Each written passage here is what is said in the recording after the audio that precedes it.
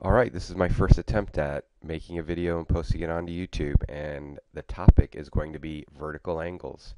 So whenever we have intersecting lines or intersecting line segments, we're going to get this X shape.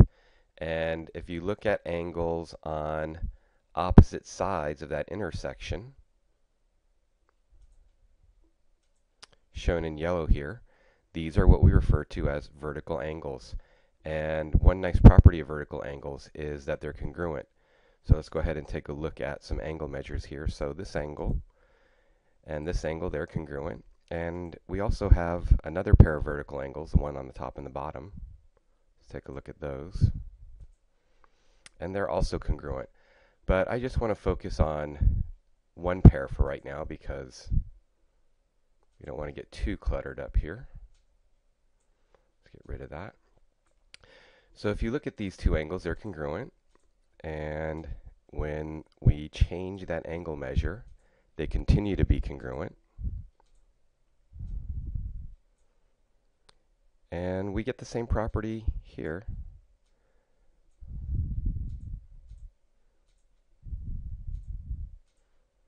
With the other set.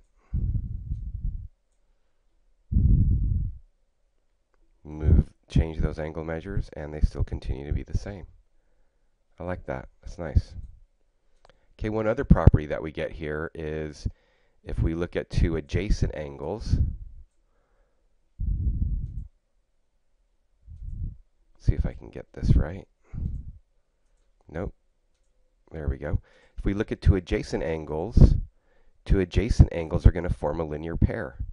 And a linear pair, two angles that add up to equal 180 degrees, form a straight line. Let's go ahead and measure that.